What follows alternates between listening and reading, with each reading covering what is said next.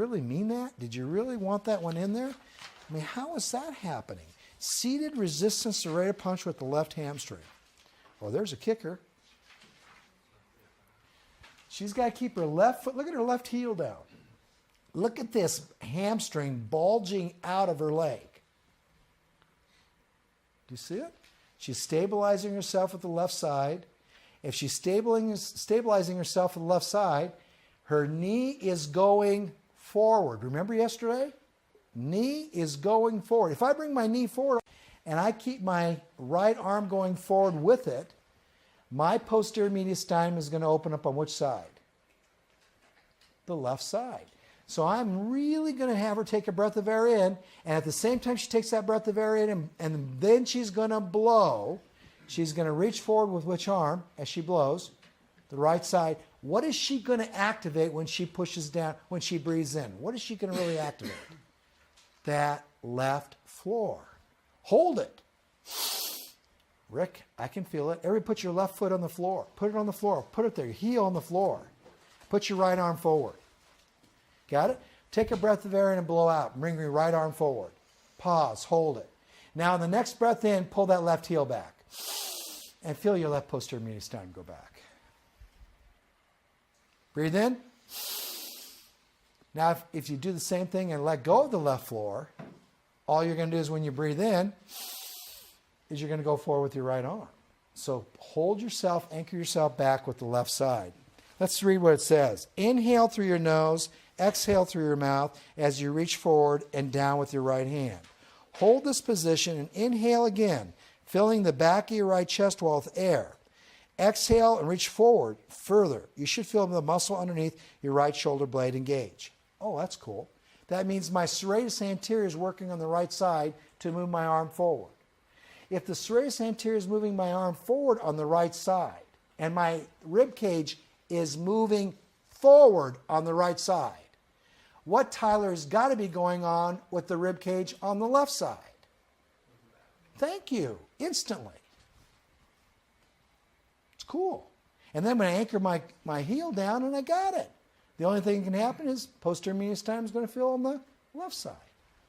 With the right low trap kicking in at the right time for right serratus function, and with the left low trap kicking at the right time for a left serratus function with thoracic movement going back. So that's how that worked. Great activity for what we did. Why is it a great activity following a subclavius release? Because what rib is moving away from the collarbone? The right one. The right arm is going forward, clavicle is going with it, and your right rib cage is going down. Blow. Reach.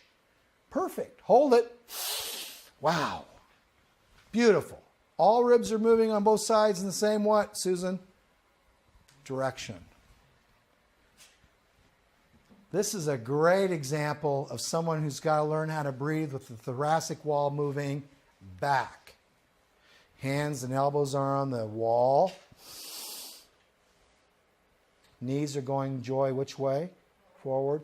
Mediastinums have got to go back. And again, we don't have right and left, but I would probably focus on people. Actually, if you just get them in the position here, Chris, you're going to maintain posterior mediastinum fill because of how the body is built, how we're built as humans. But it's a good way to get serratus anterior working on both sides, is it not? I like this one. This is left low trap, left serratus. She's taking her right arm back with her left low trap, holding her in position as she's getting air in with that right chest wall. Because this is open up, these ribs are being forced down. Air's got to go into this side a little bit as these ribs open up. So she's got this piano key, this everything's opening up because you have the lower ribs kind of moving apart, down, not internally or externally, down, and the top ribs are moving what? Up, but they're still going in the right direction because you're rotating the spine in right trunk rotation. And remember, in right trunk rotation, the ribs on the right go which way? Up. Ribs on the left side go what? Down. So how is she taking the collarbone? How is she taking the collarbone and the rib cage apart? How are they leaving?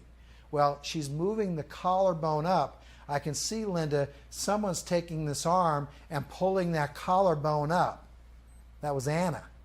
She doesn't have anybody else doing it. Do you see the collarbone? It's going up. She's lifting it up. Great activity. This one is one of my favorites, Jen. I really want to read this one. Is that the first one?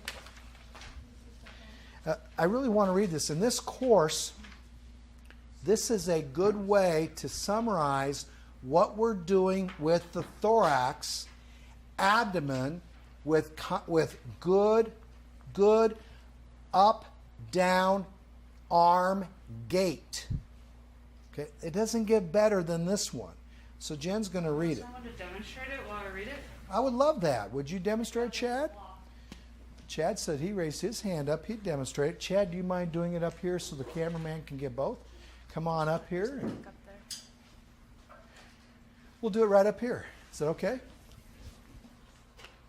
Thanks for volunteering. I'd do it, but I do this thing so well that, no, I'm joking. Chad, that'd be awesome. You know what I'm going to do? I'll put a little towel up here so you don't hurt. So, Chad, you listen. Thanks a lot, Linda. You listen to Jen, and let's all watch this, okay? This is a great way to end this particular section. This is thoracic. Rick, I can't think of a better one to do for left low trap and left serratus and right low trap and right serratus. Can't think of a better one. Okay, here we go. Chad, you want to get up here? Okay, Jen, tell us what to do.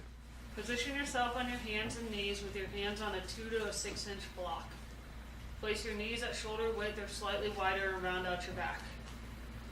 Maintaining a rounded back, raise your knees off the floor until your legs are straight.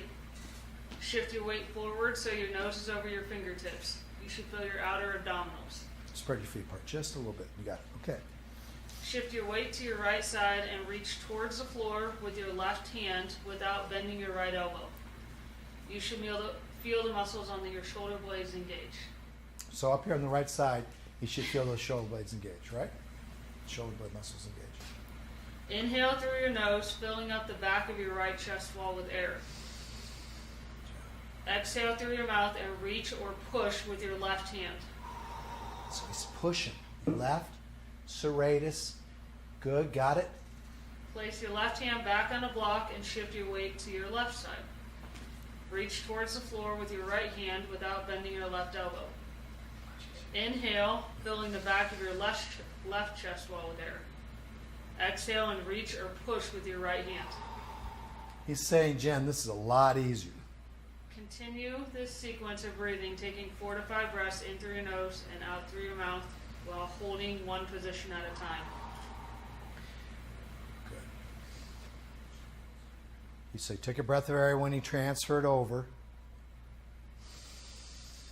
Why would that be a little more difficult for all of us? Why would that be a little more difficult for some of us? I mean, not all of us. Because that's called right trunk rotation. Left arm is going forward. Left abs, majorly And engaged. I was just going to tell you, that's the answer. He has, all of us, Jonathan, are going to have a little more weakness on which side of the chest wall, ab-wise, the left side. And that's why it's tough for him. I want to thank you very much. Okay. Did you feel your shoulder blades work? Did you feel the serratus work? Yes. Do you have triceps? Did you feel those work?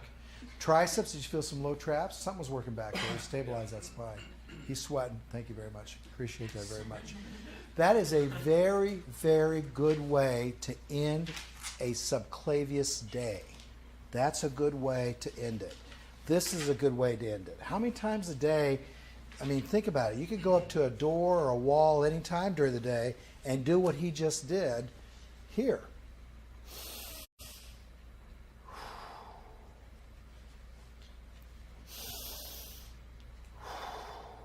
How about this one? See what I did there? Could do that all day long, Tessa. I mean, I encourage you to look at it. Thank you very much, Jen, Chad. We're now going to go on to the low trap and triceps. This is the last part of the course, right here. And that's on page 12 of the appendix. And there's 10 techniques. And I do want to talk about this. We want to make some comments about the PEC patient towards the end. Let's take about 10 minutes here and go through this a little bit, okay? There are about 10 techniques. Well, there are 10 techniques, aren't there? 10 techniques. There are a lot more. Right low trap and right tricep. Jen, you put the CD together with Bobby. Oh, look at her. She's so good. 102 techniques. That would have been 3, 4, 5 days of work. 102 techniques. Now, my goodness, we're not trying to press you, Susan. We just got 102 techniques are in an order. Jen, they're in an order. As you select the technique by position, the positions are in an order. As you select a position, the next position you select for these techniques tells me that if you selected a technique in a position, the position you select as you go up the tree, or the way they're presented in the CD, means that every position that follows another position is a position that's neurologically a little more challenging. Neurologically, it means you got to be a little bit better at inhibition. Not strength, Chad, at inhibition. Neurologically, it means you got to integrate a little more. Neurologically, it means that you got to make sure that you're breathing correctly without falling apart, et cetera, et cetera, et cetera. Did I miss anything, Jen? I don't think so. Okay, by technique, it's the same thing. So if you pick sitting, in that sitting section, there'll be a number of techniques. As those numbers get higher and higher for that right low trap and right tricep, the activity you're going to put that person through is going to be more demanding. Not because it requires more strength, not because it requires more flexibility, but because it requires more inhibition and control and stability neurologically. And you got to be really good with your breathing. So every time you pick a higher technique, Brianna, it's a little bit harder to do. Does that make sense? There's always a strength game going on here, but they're neurologically put together in that way. All right? So we picked 10 techniques here. 10 techniques, and we did this a few years ago. And these are our favorites for people now who want to go home, and it took a complete, we went through the complete cycle of getting you into a position of neutrality and joy. You can breathe on both sides, and all the ribs are in love with each other, and no one has an attitude, and now we just got to figure out how to offset this internal pattern we have of wanting to be on which leg? The right. How do we offset that? What are some things we could do to offset that on a regular basis? And these are our top recommendations. Jan, these are on page 12 of the appendix. So if you go 12 to the appendix to 16, they're all listed there. So we'll pick a few here. This is a simple one. You're laying on your back. I don't know what number in the CD is, and it doesn't really matter. It's early on. It's early on what? Probably number 1. I was going to say probably 5, 3, I don't know. It's right in the beginning of that supine activity. This is a good position, Linda, to start people in. Right here. Lay back on your back. Jonathan, this would be a good thing for you to do. Lay back on your back. Keep your posterior mediastinum there in contact on the left side. Okay? Put your arm in front of you and make sure that you can extend that elbow without your humeral bone moving all over the place. Right low trap, right tricep. Right low trap keeps your spine stable. Read the section Mr. Anderson wrote on the spine. Remember the 2 pictures? Read that, please. That would be the only homework assignment we would give you this next week. What's really going on with the right low trap versus the left low trap on the spine? It's not that your brain can't handle it today, Stephanie, but it really wouldn't matter if you didn't understand what we went over today, what's going on with that spine. So what's going on with that spine? So right low trap and right tricep. The right low trap is going to keep that transverse process stable so that when you extend your tricep on that scapula, your spine is not quickly going back over to the left side,